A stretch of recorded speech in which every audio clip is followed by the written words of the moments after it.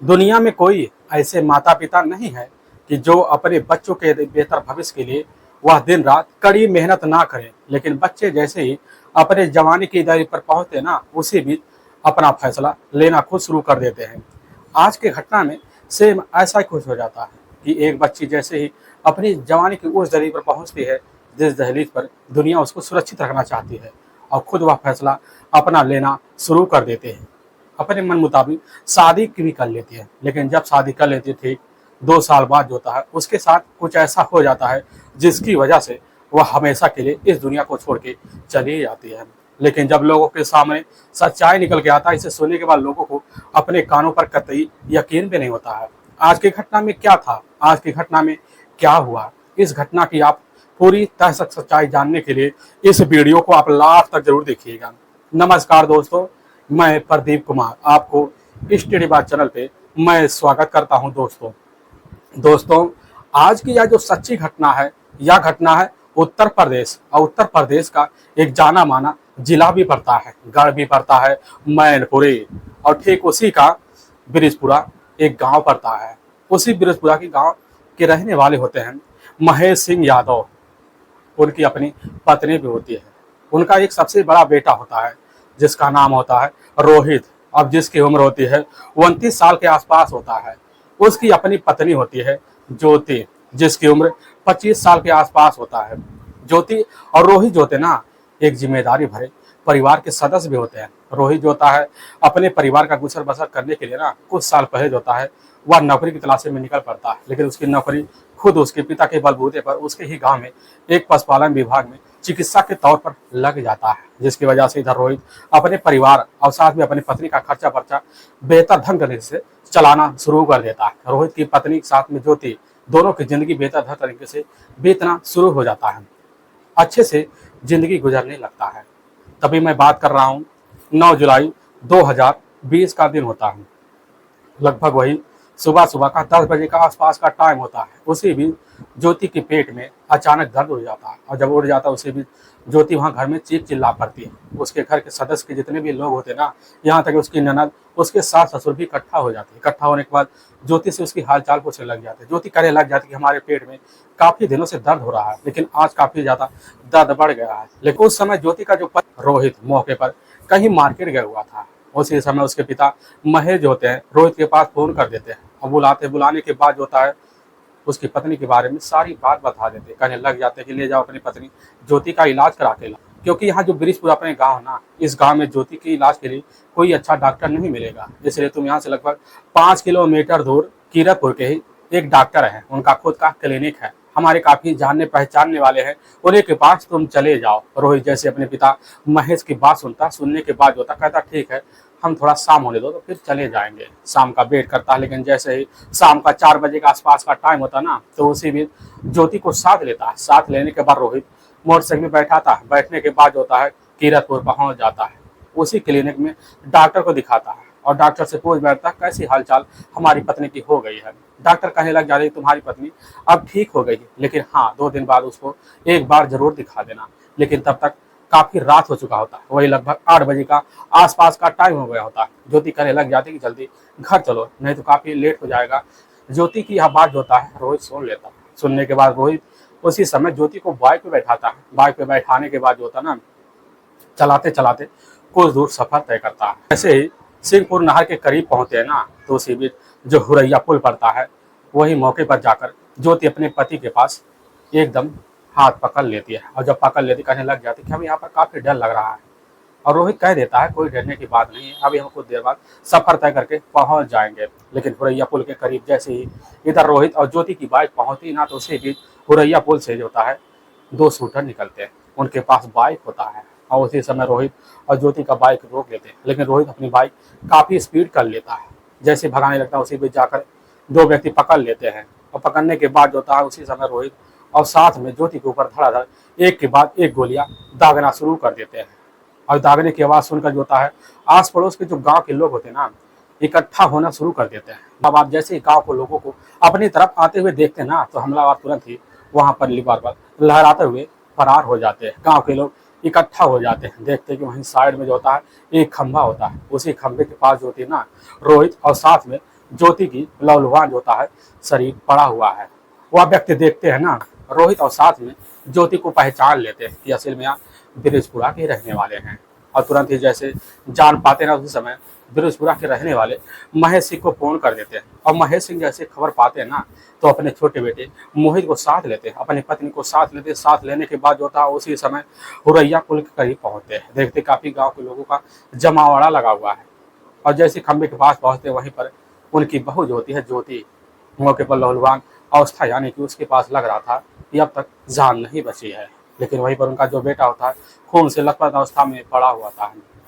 वहां पर देखते हैं, देखने के बाद अब जो होता ना, महेश सिंह का छोटा बेटा मोहित उसी समय अपने नजदीकी पुलिस थाने में फोन कर देता है। फोन करने के बाद वहां के थाना प्रभारी जैसे ही खबर पाते हैं तो अपने दल बल टीम को इकट्ठा करने के बाद हुरैया पुल के करीब पहुंचते। वहां भी देखते ग्रामीणों का काफी भीड़ लग चुका था। अब भीड़ जैसे ही वहां के इंस्पेक्टर और साथ में एसपी का जिप्सी देखते तो अपने आप छट जाते हैं। छटने की वजह से जो होता है वहां तुरंत ही कांस्टेबल पहुंच जाते हैं। होते हैं ना कि रोहित और साथ में उनकी जो पत्नी होती है ज्योति काफी लहूलुहान अवस्था में पड़े हुए हैं। पुलिस वहां घटनास्थल का अच्छे से निरीक्षण करती है। तभी मौके पर एक एम्बुलेंस आ जाता है। एम्बुलेंस आने के बाद पुलिस की जो टीम होती है ना, उसी समय ज्योति और साथ में रोहित को उसी एम्बुलेंस में ले जाकर शिफ्ट कर देते। शिफ्ट करने के बाद एम्बुलेंस जो होता है ले जाकर मैनपुरी में सरकारी अस्पताल में उनका इलाज करना शुरू कर देते हैं। लेकिन इधर जो होती है इंस्पेक्टर की जो टीम होती है ना, साथ में उस घटनास्थल का मुआयना करना शुरू कर देते हैं। लेकिन जब छानबीन करती है तो देखती है वहाँ पर 2 खाली खोखे पड़े होते हैं और लगभग 150 मीटर के अंदर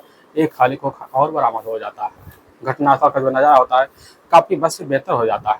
पुलिस की टीम निरीक्षण करने के बाद तुरंत ही अस्पताल पहुंच जाती है। लेकिन इधर जो होता ना, जैसे बिरजपुरा के लोगों को खबर लगता है ना कि रोहित के साथ कुछ घटना हो गया है, तो गांव के लोग काफ़ी सहम से जाते हैं और तुरंत ही उसी अस्पताल को जाकर पूरी तरह से जमावड़ा लगा देते हैं। लेकिन पुलिस की टीम एक जिप्सी लेते हैं। जिप्सी लेने के बाद मैनपुरी के सरकारी अस्पताल में पहुंच जाती है। और जब पहुंच जाती है तो देखती है ना कि वहाँ पर ज्योति, रोहित की जो पत्नी है ज्योति का काफ़ी बेहद से बेहतर हालत हो चुकी है। और डॉक्टर तुरंत जो होता ना दोनों को जवाब दे देते हैं। जवाब देने की वजह से तुरंत जो होता ना सफाई के लिए दोनों को रेफर कर दिया जाता है। इधर जो होता दोनों को एक ही एम्बुलेंस में बैठा कर उसी समय जो होता ना घर परिवार वाले सदस्य ले जा रहे होते हैं। तभी रास्ते में जो होता है ज्योति का वहीं पर मौत हो जाती है। इधर जो होता है सफाई के सरकारी अस्पताल में ना रोहित को भर्ती कर दिया जाता है। जब भर्ती कर दिया जाता है तो रोहित का अच्छा खासा सा इलाज चलता है।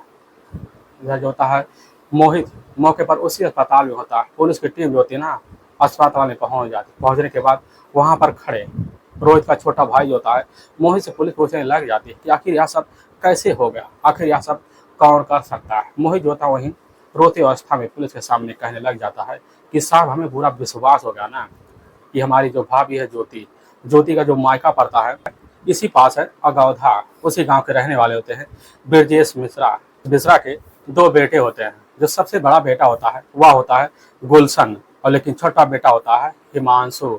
हिमांशु के 2 चचेरे भाई होते हैं रघुराई और साथ में रघुवेंद्र।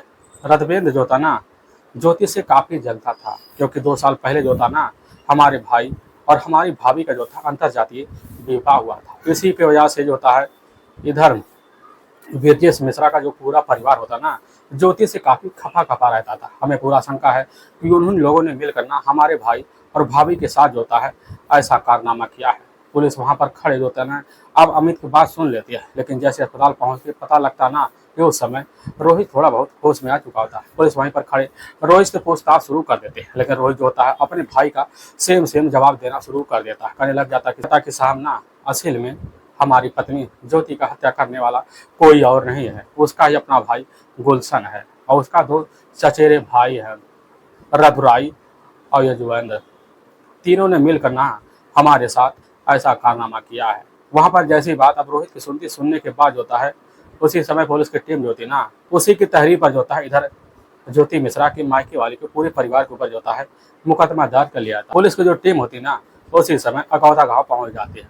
और जब अगौदा गांव पहुंच जाती पता लगता है ना मिश्रा परिवार का पूरा सदस्य भी उस समय फरार है। तो जो शंका होता ना वह जाकर गुलशन और रघुराई और रजवेंद्र के ऊपर टेक जाता है। पुलिस तुरंत होता है सबसे पहले इन तीनों की तलाशी करना शुरू कर देते हैं। लगभग पूरा का पूरा 1 हफ्ता हो जाता है, लेकिन इन तीनों का कहीं अता पता नहीं चलता। इसीलिए पुलिस जो सबसे पहले ना पूरे परिवार का मोबाइल नंबर को सर्विलांस पे लगा देती है। कहीं कहीं इनका का मोबाइल नंबर ऑन होना, तुरंत हमको इस चीज़ की खबर लग जाए, खबर ही भी हो जाते हैं, जो पूरी तरह से सतर्क हो जाते हैं। इधर गाँव वाले का, रोहित के जो था परिवार वालों का पुलिस के ऊपर काफ़ी दबाव पड़ता है, जिसकी वजह से पुलिस की जो टीम होती है ना, उसी समय 2 टीमों का और गठन कर देती है। करने के बाद पुलिस की टीम इधर अब जाकर गुलशन, रधुराई और रघुवेंद्र की तलाशी करने के लिए लग जाती है और ब्रिजेश की तलाशी करने के लिए लग जाती है, लेकिन इन तीनों का कहीं अता पता नहीं चलता है।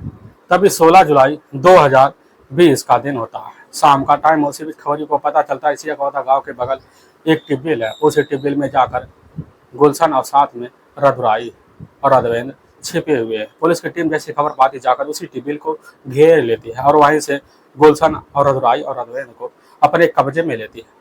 और जो होता है उसी समय पुलिस थाने लाती है, लेकिन जब पुलिस थाने लाती है, इन तीनों से पुलिस पूछताछ शुरू कर देती है। अब बिना किसी दबाव के पुलिस के सामने तीनों जो होते ना, अपनी बहन ज्योति की हत्या का जुर्म कबूल कर लेते हैं। लेकिन जो सनसनीखेज खुलासा करते हैं, सुनने के बाद लोगों को अपने कानों पर कतई यकीन भी नहीं होता है। असल में उत्तर प्रदेश का जो जिला पड़ता है ना, मैनपुरी, और ठीक उसी के करीब बिरिजपुरा गांव पड़ता है, लेकिन उसी के दूसरे साइड में अगौधा गांव पड़ता है। बिरिजपुरा के रहने वाले होते हैं महेश सिंह यादव। महेश सिंह यादव की अपनी पत्नी होती है, जिनके टोटल 2 बेटे भी होते हैं। जो सबसे बड़ा बेटा होता है वह रोहित होता है, और जो होता सबसे छोटा मोहित होता है। मोहित जो था उस समय बीएससी की पढ़ाई कर रहा होता है, लेकिन देखते हैं जैसे उनका बड़ा बेटा जो रोहित होता ना, पढ़ाई लिखाई कर कर मौके पर घर बैठ गया है, तो उसी से महेश जो होते ना, अपनी काफी लोगों से पकड़ बना लेते। पकड़ बनाने के बाद जो होता है, अपने बड़े बेटे जो होता रोहित की नौकरी अपने ही पास एक गाँव पड़ता है, अगौधा गाँव। उसी के गाँव में जो होता ना, साइड में एक जो होता है ना पशु चिकित्सा है, उसी में जाकर अपने बेटे रोहित की नौकरी लगवा देते हैं। और रोहित जो होता है अब सुबह अपनी बाइक उठाता तो उसी क्लिनिक पे आए दिन पहुंच जाता है। वहां जाकर डॉक्टरों के साथ जो होता है पशुओं का इलाज करने का तरीका सीखता। धीरे धीरे रोहित को यह तरीका मालूम हो जाता है। रोहित जो होता अब गाँव गाँव आना जाना शुरू कर देता है। इसी के बावजूद जो होता ना, रोहित के पास थोड़े बहुत पैसे आना शुरू हो जाता है। अब रोहित जो होता अपने शौक जो होता श्रृंगार पूरा करना भी शुरू कर देता है। रोहित का जो होता जितने भी आस पड़ोस गाँव होते ना, उसमें काफ़ी आना जाना होता है, लेकिन उसी अकौथा गांव में भी रोहित का काफ़ी आना जाना होता है। तभी मौके पर एक दिन रोहित जो होता ना, घटना से मात्र जो होता है 2 साल पहले रोहित अकौथा गांव में एक पशु देखने के लिए गया हुआ था, और जैसे देख रहा था उसी बीच उसी के सामने एक लड़की आती है, और जैसे लड़की को देखता ना, देखने के बाद उसकी जो खुशियों का जो चेहरा होता है ना, पूरी तरह से खिल जाता है। रोहित उसका नाम और पता करता है। पता लग जाता है लड़की होते ही पास की रहने वाली ब्रजेश मिश्रा की बेटी है, जिनके टोटल 4 बच्चे हैं। जो सबसे बड़ा जो बेटा होता है इनका ना, गुलशन होता है। दूसरे नंबर का बेटा हिमांशु होता है। तीसरे नंबर की बेटी यही ज्योति सिंह होती है। लेकिन इधर जो होता ना, ब्रजेश सिंह का अपने ही गांव में जो होता है, उनका खुद का एक आटा चक्की होता है। उसी आटे चक्की पर जो होता है अपना दिन रात मेहनत करते हैं। इसकी वजह से ब्रजेश सिंह के पास पैसे आते हैं। इसी पैसे के लोग का जो होता है ना, अपनी बेटी जो होती है ना, ज्योति की पढ़ाई के लिए काफ़ी मेहनत भी करते हैं, ताकि उनकी बेटी पढ़ लिख कर एक अच्छे जो होता है नौकरी पा सके। और इसी फिराक में इधर ब्रजेश होते हैं लगे भी रहते हैं। ब्रजेश का जो बड़ा बेटा होता है ना, गुलशन भी अपने पिता के साथ उसी आटा चक्की में काम बटाना भी शुरू कर देता है। इधर ब्रजेश का पूरा परिवार बेहतर तरीके ढंग से चलना शुरू हो जाता है। लेकिन हाँ, इधर जैसे ही ना उसी पड़ोसी में आकर मौके पर ज्योति की मुलाकात अब रोहित से होता है। रोहित जो होता है उसी जाकर बात करना शुरू कर देता है, तो उसके मन में जो होता है ना, ज्योति भाग जाती है। अब जब भी मौका पाता उधर रोहित कैसे ना तैसे आकर ज्योति के ही पड़ोस में आता, और वहाँ आने के बाद ज्योति से जो होता है उसकी नज़रों से मुलाकात कर लेता है। अब आए दिन मुलाकात करना दोनों शुरू कर देते हैं। जब करने लग जाते हैं ना, कि दोनों के बीच धीरे धीरे प्रेम प्रसंग हुआ करता है। लेकिन इसी बीच एक दिन का वही शाम का टाइम होता है। अब जैसे ही रोहित उस समय ज्योति के पड़ोस में पहुंचता है ना, तो ज्योति कल्ले में निकल कर अपने घर से आती है। आने के बाद अपने हाथों से एक पर्ची गिरा देती है, और उस पर्ची को जो होता है रोहित रिसीव कर लेता है। जैसे खोल कर देखता है उसमें एक नंबर होता है। रोहित शाम का इंतजार करता है। पहुंचने के बाद अपने घर जाता है, और जब घर पहुंच जाता है तो वहीं तुरंत अपना मोबाइल निकालता है। निकालने के बाद फ़ोन कर देता है, और जब फ़ोन करता है तो रोहित कहने लग जाता है कि कौन। वह कह देती है कि हम तो ज्योति बोल रहे हैं। रोहित तुरंत पकड़ लेता है, या तो हमारी प्रेमिका है, और वहीं फ़ोन से जो होता है अब बात करना शुरू कर देता है। यह सिलसिला जो होता है दोनों का आए दिन शुरू हो जाता है।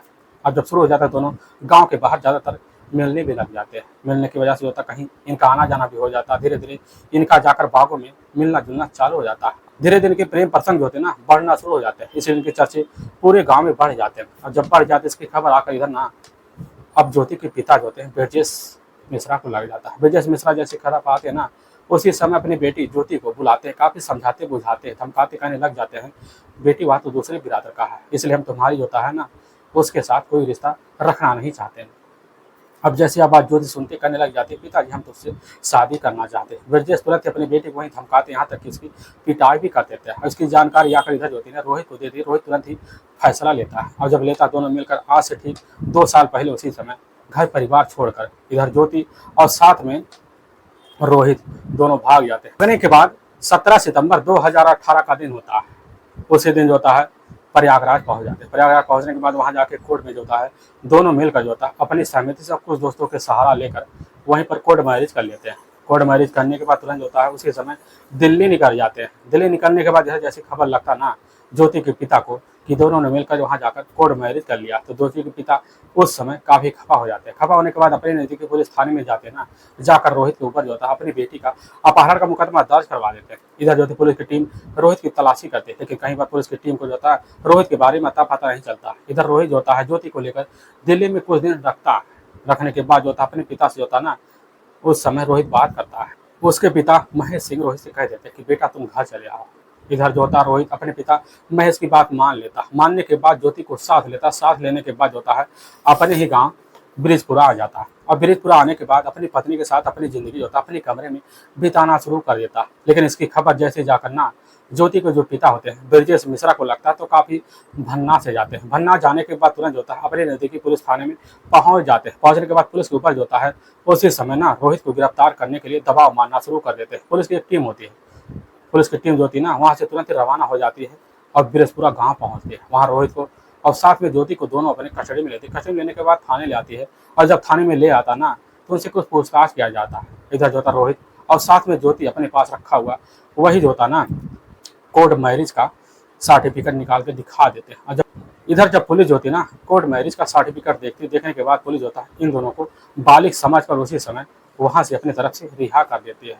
लेकिन ज्योति के जो पिता होते हैं ना ब्रजेश मिश्रा ज्योति को काफी समझाती कि बेटी तुम घर चली चलो, लेकिन ज्योति है अपने पिता की बात नहीं मानती है। ना मानने के बाद होता है ज्योति इधर अपने पति रोहित के साथ अपने घर आ जाती है, अपने ससुराल में इधर रहना शुरू कर देते हैं। लेकिन ब्रजेश मिश्रा जो होते ना अपने घर आने के बाद उनको काफी शर्म सा महसूस होता है, जिसकी वजह से अपने गांव में काफी जिल्लत भरी जिंदगी जो होता है ब्रजेश मिश्रा कैसे ना तैसे जीना शुरू कर देते हैं।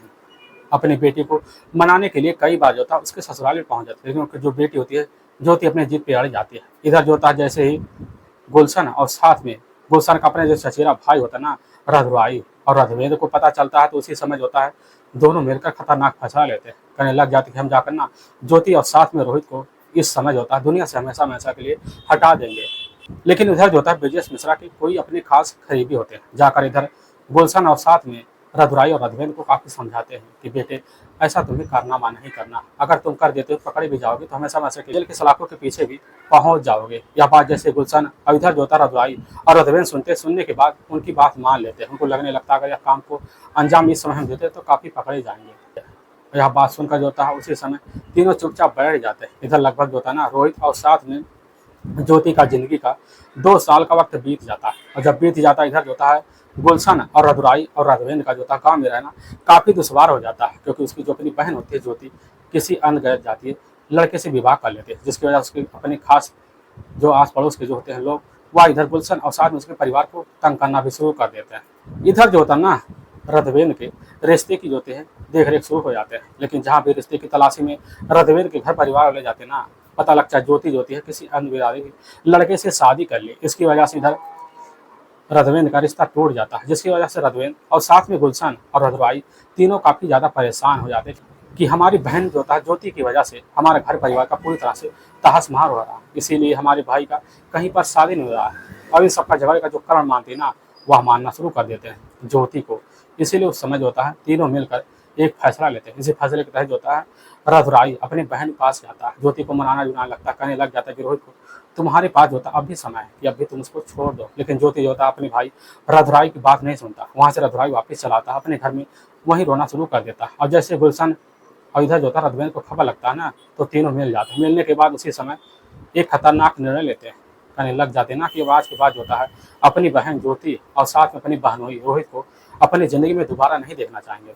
और दोनों जो होता है चोरी छुपे एक प्लान बनाते हैं। ना इसकी जानकारी इधर जो होता है ना गुलशन के पिता ब्रजेश को लगता है, ना घर परिवारों को लगता है। तीनों मिलकर फैसला लेना शुरू कर देते हैं। वो शूटरों का व्यवस्था करते हैं, यहाँ तक 50,000 की व्यवस्था करके शूटर इकट्ठा कर लेते हैं। वो शूटर जो होते हैं ना उस समय इस घटना को अंजाम नहीं दे पाते, जिसकी वजह से इधर गुलशन और साथ में रघुराई और रघुवेंद्र दोनों काफ़ी ज़्यादा परेशान हो जाते हैं। लेकिन सोचने लगता है चलो इस घटना को हम दोनों मिलकर अंजाम देंगे, और जाते हैं पास अपने मार्केट में एक रिवॉल्वर का इंतजाम करते हैं, अपने पास रख लेते हैं।